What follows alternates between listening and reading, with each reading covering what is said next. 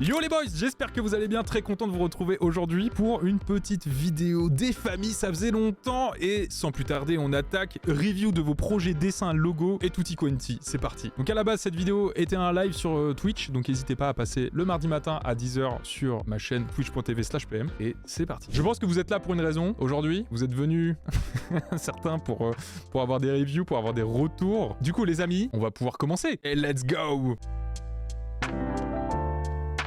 Alors les amis, on va regarder ça. Gaspard qui m'a envoyé 2 dessins. Salut PM, j'adore ton travail, il est trop cool et inspirant. Je t'envoie 2 de mes dessins diamétralement opposés. L'un est un projet fictif pour Pedro Winter, directeur du label Headbanger, et l'autre un dessin à moi. Voilà, bonne soirée. Ok, donc petit dessin où tu nous as un peu éclaté la perspective. Hein. À la rigueur, on va dire que ça va aller dans le style du dessin. En vrai, ça c'est marrant qu'on voit la face des... Enfin, les toits. Qu'on voit le dessus, c'est assez rigolo de voir ça. C'est plutôt cool, j'aime bien le traiter un peu naïf, un peu tag. Après vous me connaissez, ce que j'aime pas trop moi dans les dessins, c'est tout ce qui va être lueur diffuse. J'aime bien que si quand on fait un dessin vraiment en mode comme ça, tu vois, on va vraiment jouer sur les épaisseurs de traits, les rebords et tout, bah quitte à faire de la light, autant la faire pareil dans le même style, tu vois. De la même manière qu'on rajouterait du mouvement, des trucs comme ça. Bah, par exemple là, ça nous ferait un truc comme ça quoi. Écoute, sinon, dessin plutôt cool, les couleurs sont sympas, bien que ça parte un peu dans tous les sens. Et que là t'as un immeuble, frérot, t'as un immeuble qui tient avec des Lego. Pourquoi pas en vrai hein. Après, moi, ce que j'aurais peut-être fait, c'est peut-être sur ta colorimétrie, j'aurais peut-être fait un truc pour que ça harmonise un peu l'ensemble. Tu vois, genre une couleur, un truc qui vienne juste au moins tout mettre un peu sur les mêmes teintes. Et après, pourquoi pas remonter un peu les niveaux. Déjà, en montant un petit peu les contrastes, c'est cool. La facilité, c'est d'utiliser du line qui est noir pour faire ses traits. Tout le reste avec des couleurs différentes. C'est beaucoup plus intéressant de venir chercher et d'utiliser une couleur de line qui va te permettre de jouer sur la température et l'atmosphère dans ton dessin. C'est con, mais ça, en vrai, ça peut faire une giga diff. Tu vois, regarde, juste le fait d'avoir tout passé en bleu, c'est grave intéressant, je trouve. Je sais pas, ça rajoute un mood, tu vois, un côté nuit. Donc, par exemple, voilà pour notre dessin Pedro Winter. Ça, c'est marrant, c'était un peu des trucs que je faisais aussi. C'est vraiment les dessins que je faisais sur mes feuilles de cours, ça, du doodle comme ça, à moitié avec des petites machines et tout, des personnages, à scanner le dessin et tout. Ça me rappelle tellement de souvenirs sur les premiers dessins que je faisais avant de passer sur du digital. Et je faisais ça. Bah du coup, tu vois ce que je suis en train de faire, c'est exactement ce que je faisais pour coloriser mes dessins. Je les scannais, parce que mes premiers, je les faisais encore pareil, encre de Chine, Posca, plume et tout ça. Et après, pour avoir, tu vois, tu remontes un peu tes niveaux, comme ça, t'as des noirs purs. Et tu vois, là, de la même manière, après, tu peux même changer un peu la couleur ou quoi.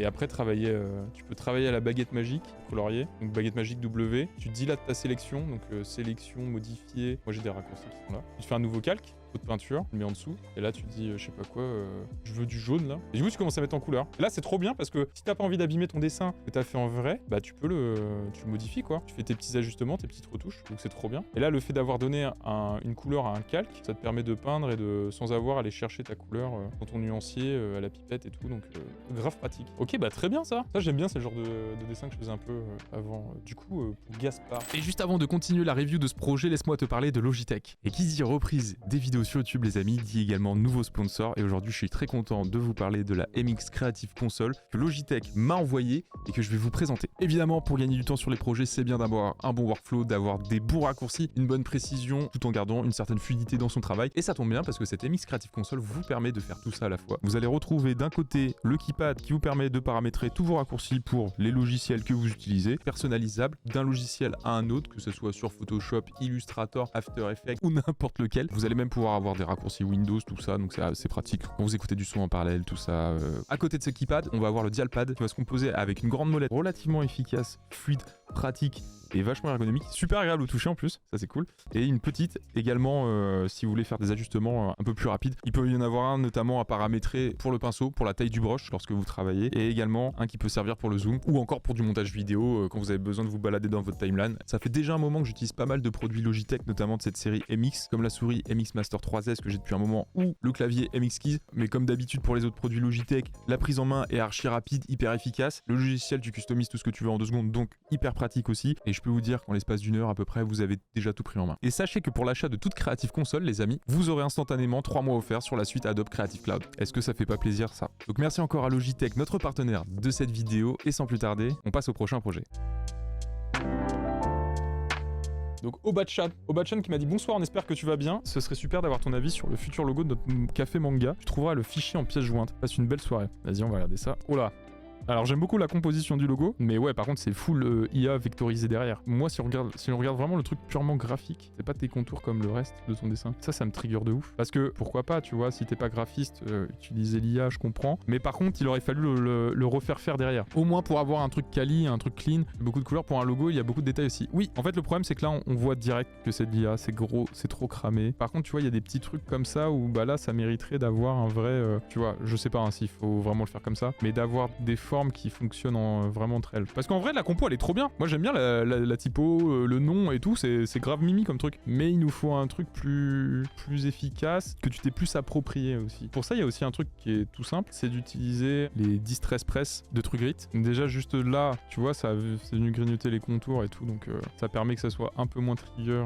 Et ce que je ferais même, en fait, du coup, ça j'aurais dû le faire avant, c'est de venir jouer avec les contours. Mais après, bon, si on parle d'utilisation logo pur et dur, moi je t'avoue, il faut d'abord avoir un logo qui marche en bicro. Et s'il marche en bicro, il marchera forcément après avec de la couleur. Mais il te faut déjà un logo qui soit retravaillé en bicro. Après, si on s'en tient juste au fait de dire est-ce que le logo en soi il est bien? Ouais, il est cool. Il est cool, par contre, j'en garderai quand même une version plus simplifiée, genre comme ça, histoire d'avoir un truc qui peut marcher en toutes circonstances. Et j'en garderai aussi une version droite. Ouais, une version droite, ça serait pas mal.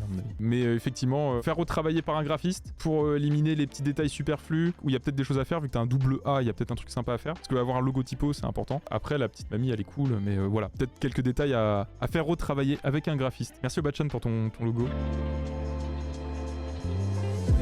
Futago Studio. Bonsoir PM, j'ai vu la story Insta pour la review des dessins Behance Projet. Je t'envoie donc certaines de mes récentes illustrations. Je ne sais pas si je pouvais en mettre plusieurs ou non. J'ai donc essayé de limiter. Ok, fallait un drive carrément pour ouvrir le truc. Alors, Music on Window. Pas mal, il y a du détail. Hein. Alors justement, on pourrait faire des retours par rapport à ça. Déjà, cool. La thématique, elle est cool. Le sujet est sympa. La compo, elle est intéressante. Le fait de faire le découpage de l'image comme ça, là, de l'œuvre, en se servant des poutres et en venant quadriller comme ça, là. Franchement, ça, c'est une bonne idée. Ça permet d'avoir un truc grave ornemental comme ça pouvait être fait dans leur nouveau, donc c'est intéressant. Même dans les estampes et tout, c'est un procédé assez utilisé. Du coup, ça a mis des mangas One Piece. Ok.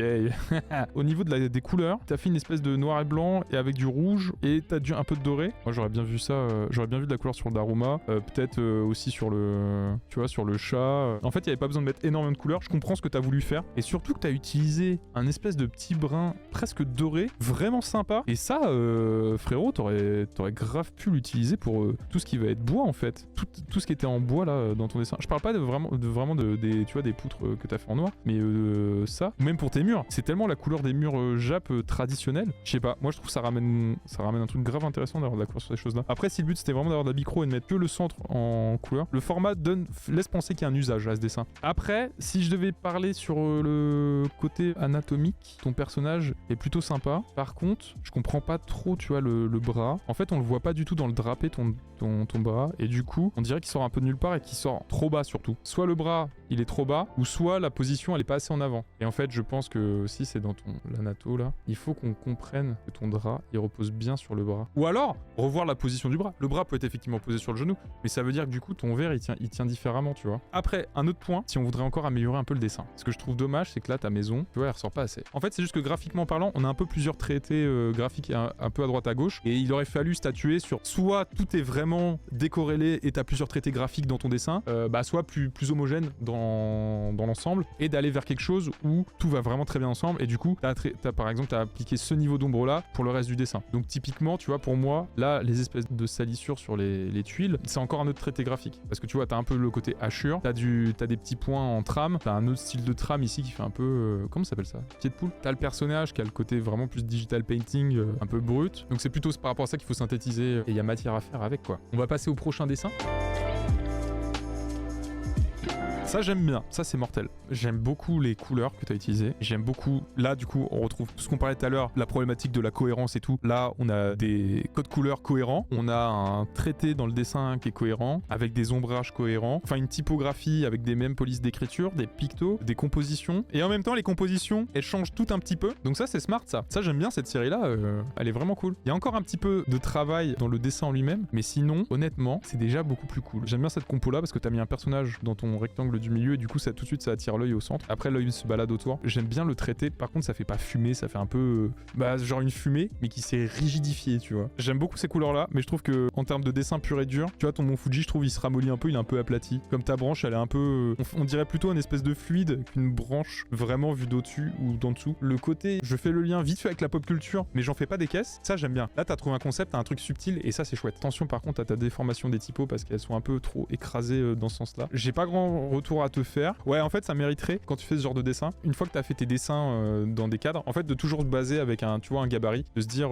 dès que tu bosses dessus, si on se dit que c'est sur un format A4 par exemple, tu vas dans affichage, repères, tu fais nouvelle disposition des repères et là du coup tu te mets des marges qui sont toutes à la bonne taille et après tu changes ça, par exemple si tu veux mettre 2 cm partout, mais au moins tu auras un truc qui sera nickel et quitte à aller dans l'extrême, hein, si tu sais que genre là t'as ta phrase et que t'as tes cases qui vont commencer au-dessus, bah tu sais que si t'as ça de marge, tu laisses toujours ça de marge et tu bosses toujours à partir de ce fichier là que tu laisses en gabarit, limite que tu enregistres en gabarit à part, tu vois, dans Photoshop. Moi ce que je fais, ça marche assez bien, typiquement quand je sais que j'ai besoin de travailler avec tout le temps la même taille de marge quelque part, moi j'aime bien faire le truc un peu à l'ancienne. Si je sais que ma marge c'est ça ici, et bah je vais prendre ce petit carré et je vais le bouger et je vais me balader dans l'espace avec, à l'ancienne quoi. Ça je la vois très bien en print, donc si tu veux faire des petits prints en plus avec Kyodai, il y a un potentiel, je vois un potentiel là-dedans. Tu l'as déjà fait chez Kyodai? Là c'est la honte là. C'est juste que je l'ai pas vu passer quoi. Un projet de Johan. Salut PM, voici un de mes projets d'école posté sur Behance. Hâte de voir les retours si je passe. Avec plaisir, tu passes. Umban Molinar, ok. Fragrance Oil, ok. Donc un parfum, une huile, espèce d'huile essentielle. Ok, petite vidéo. Ok, il y a du rendu 3D. On sent que là, il y a eu une inspi Dark Souls ou similaire, quoi. La sculpture là de la table en marbre là qui les tient, là, c'est vraiment la rêve, quoi. Ok, cool. Explication, backshot, visuel, logo, ok. Pour la gamme, découvrir les gammes civilisation. Ok, pas mal ça. Ça marche bien ta compo là. Là où après on pourrait faire des retours, c'est sur le rendu 3D qui fait pas assez réaliste, donc c'est encore un peu clean, mais déjà c'est bien, hein. La DA est intéressante, après je pense qu'elle est pas encore assez tranchée, moi je trouve, où tu vois ta typo, je trouve que tu vois il manquerait un petit truc. C'est juste par contre que c'est dommage effectivement par rapport à ça, que ça n'est pas exploité, tu vois, toute la largeur. Et là à mon avis t'aurais pu mettre tes images en full. Ok, nice. Ensuite Mustapha Endom. Hello la PM Team, je vous fais suivre quelques dessins pour la review de demain matin. Au choix, un portrait de mon pote Adrien, une série de dessins de perso Sonic version humaine. Il y en a pas une que j'aime plus que les autres, mais je me dis autant toutes les mettre pour qu'on comprenne la vibe. Un DJ du futur que j'ai fait dans le cadre d'un challenge perso. Ok. Ah, j'aime bien le traité graphique, ok. J'aime bien, ça se voit qu'il y a de la recherche dans le traité du ça. Ok, ça j'aime bien aussi, de la petite compo comme ça. Putain, on dirait vraiment, genre une couve de manga, il reste plus qu'à mettre le titre. Bon, je pense que le portrait de ton pote, c'est le truc qui va peut-être moins nous intéresser ici parce qu'on n'a pas la ref de base. Par contre, le traité graphique, il est clean de fou, hein. Petite aberration chromatique, le décalage des couches là qui fait plaisir. Un peu de trame. Ah, la nato, elle est nickel, hein. Et là, la petite ombre du menton qui est équilibrée avec les aplats noirs dans les yeux pour les sourcils et les oreilles, mortel. Et tes deux autres dessins là, mortel, hein. Franchement, les gros plans avec les déliés hyper fins et tout, c'est hyper subtil. C'est vraiment bien, hein. Les couleurs sont cool aussi parce que même en les mettant côte à côte, bah tu vois, j'aime bien, il y a une cohérence. Tu commences à faire ta propre palette de couleurs. Du coup, tu l'enrichis au fur et à mesure. Donc ça, c'est vraiment cool. Ça, je vous invite vraiment à le faire. Quand vous trouvez des couleurs que vous aimez bien, vous les gardez dans un nuancier de côté. Et quand vous vous rendez compte que vous les utilisez un peu, vous les réutilisez. Vous en profitez pour en rajouter d'autres au nuancier. Au bout d'un moment, en fait, ça vous fait votre palette de couleurs à vous. Je préfère le DJ, il y a un peu plus de compo parce que du coup, tu vois, t'as une ville et tout. J'aime bien. Et dans le traité, ça me fait vraiment penser à Sapo Lendario. Je sais pas si c'est une de tes refs, mais c'est très cool. Et il utilise un peu des couleurs aussi similaires parfois. Et en fait, il est à fond sur les grains. Il utilise des trames, les couleurs, tu vois, pareil. Le flou aussi. En fait, comme s'il appliquait un traité VHS. Et ouais, même les couleurs, en fait, il y a une petite vibe aussi. Donc peut-être une ref. J'ai pas de remarques à faire particulièrement parce qu'ils sont déjà cool, ils sont bien composés. C'est la variété des sujets que tu vas explorer dans ton art qui vont faire que ça va être cool et que ça va aller plus loin et que tu vas enrichir ton univers, quoi. Alors, Mathéo Richefeu m'a envoyé un message. Autocollant. Salut, je débute en dessin et voilà le premier de la série Autocollant. Ok. Un Koinoburi. Il est mignon. Après, j'ai pas grand chose à dire. Parce que c'est un autocollant et que du coup, ok, pourquoi pas, t'as fait des motifs. À la rigueur, si on voulait vraiment faire un retour et dire s'il y a des trucs qui vont pas ou quoi, je dirais plutôt genre tes traits là à l'arrière. T'as du mouvement dans tout ton Koinoburi. Mais à la rigueur, tu vois, tes traits qui sont à la fin, moi je les aurais fait plus organiques, moins linéaires, moins tout droit pour continuer de donner le mouvement parce que le motif qu'il y a là, bah il est un peu, tu vois, il est un peu déformé. Moi je capte que c'est un Koinoburi, par contre, tout le monde ne capterait pas que c'en est nécessairement un. La silhouette, elle mériterait d'être un peu plus travaillée, mais après c'est du petit dessin, c'est du doodle quoi. Hello Draw qui m'a envoyé un mail aussi. Bonjour, je me permets de vous adresser ce mail suite à votre story Instagram concernant le live Twitch. Le lien de mon Behance 2 points. En vous souhaitant une belle journée. Ok, Elodie Schmidt. Et B. Ok, il y a de quoi faire. Zil. Ok, j'aime bien le traiter. J'aime bien le traiter du Zil un peu comme ça on dira. Le petit grain texturé et ouais ça. Ouais, alors là tu nous as fait un truc là. Là c'est du projet Behance de haute voltige. Là. Ta typo elle est trop bien. J'aime trop les S, les petits S comme ça là. Même je regardais ton G là. Enfin j'aime bien comment ça marche bien. J'aime bien le côté la typo naïve en dessous là comme ça. Enfin il y a le business model et tout. Ça sent le projet de cours de fin d'année ça. Ouais ça marche vraiment bien la typo comme ça. Scale VF. Bah, si vous aimez bien typo maintenant vous savez c'est laquelle les gars. Et la typo là c'est la saleté de... Ok, vraiment archi cohérent de bout en bout. Je trouve juste que le bleu ou le vert... Enfin, tu vois, j'aurais peut-être cru regarder le vert, moi. J'aurais joué sur des nuances de vert. Quand t'as ton truc qui est tout seul, là, ça marche tellement bien. Et après, quand on voit le bleu qui arrive par-dessus, moi, je suis un peu en mode genre... pourquoi? En soi, ça marche hyper bien et c'est pas grand-chose. La DA de ce projet est vraiment cool et vraiment très abouti. On peut le catégoriser et l'authentifier catégorie Behance scroll porn. J'en ai vu d'autres qui m'ont intéressé. J'ai envie de voir le Shining aussi. Oh, petit motion design. Parce qu'il y a un peu de sound design qui a été fait. C'est très cool. C'est bien, ouais, le logo qui a été conservé juste avec la petite modif comme ça, là. Très sympa. Ok, Soul Jazz aussi m'intéresse. Identité visuelle. Alors sur les textes, c'est le truc que je vous dis tout le temps. Mettez plutôt du textuel pour du référencement dans le site. J'aime bien le logo, il est cool. Soul Jazz, là, il est vraiment charmé. Ouais, ça, c'est vraiment bien. La mise en scène de la petite charte graphique, mais en utilisant un élément, un picto de la DA pour l'espace à conserver. C'est très bien. Ok, charmé. Et bah écoute, Elodie Schmidt, très sympa ton travail. Bravo. Il y a du taf. Ça fait plaisir.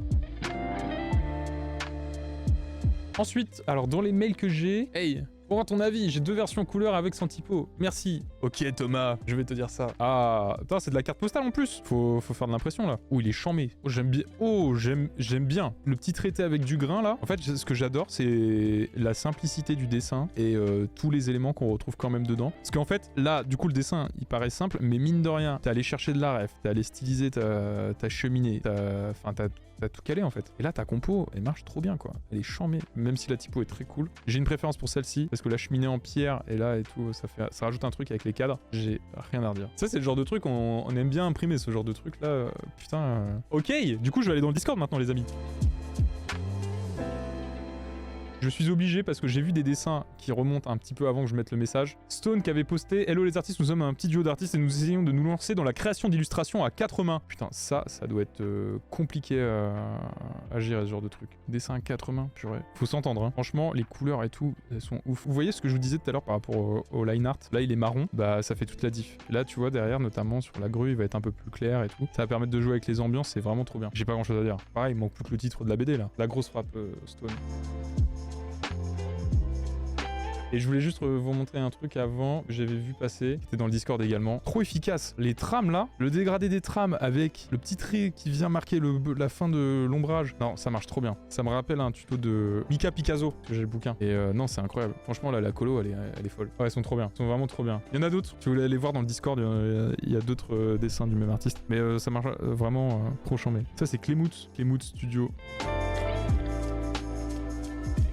Du coup, on va regarder aussi les autres dessins qui ont été mis depuis. Who needs the sofa? Ça c'est Seni. Ok, le concept. Il y a un truc un peu marrant dans le côté du trait qui est naïf et en même temps c'est assez efficace. Alors il y a juste, par contre, je suis obligé de faire une remarque qui va vraiment pas. Pour moi c'est l'ombrage. Il faut vraiment qu'on ait ton canapé plus fat. Tu vois, on va faire ça dans l'immédiat pour gagner un peu de temps. En vrai, il y a un truc un peu qui marche, tu vois. Je pense que ça ferait kiffer pas mal de gens qui sont à fond dans les bails de mobilier. Moi je suis un peu à fond dedans en ce moment, je vous avoue. Donc écoute, très sympa Seni. Le traité est rigolo, j'aime bien. Donc voilà. Et les couleurs sont cool, l'ombrage est cool. Donc là-dessus c'est plutôt sympa. Par contre, fais gaffe à ton ombre projeté au sol qui est pas nickel chrome. Et moi je mettrai pas de date parce que du coup ça vient attirer l'œil. Et à la rigueur, si tu veux signer, tu écris Seni dessus en dessous comme si c'était une vraie marque et tout, ou une signature un peu plus artistique. Bon, enfin bref, voilà.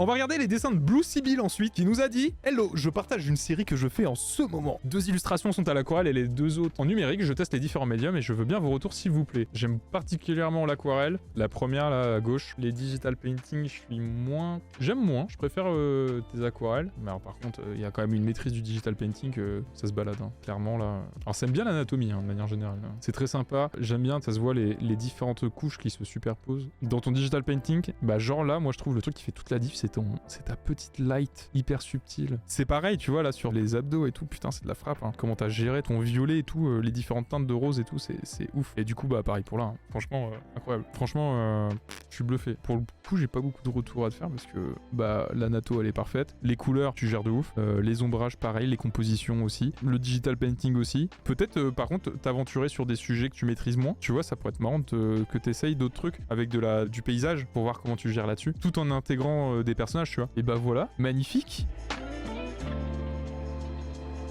Est-ce que on n'irait pas aussi aller voir pour le petit dernier dessin, la dernière pépite de Nash, histoire d'aller se balader un peu dans les détails? Parce que quand même, tu te fais sacrément chier, hein. Tu devrais faire des dessins, enfin pas des dessins, mais tu sais, les bouquins où tu dois retrouver des personnages dans des illustrations hyper fouillées. Tu devrais contacter des éditeurs, gros. Moi j'aime trop les bouquins de Molang où faut retrouver tous les Molang dedans. Je vois bien des Molang dedans.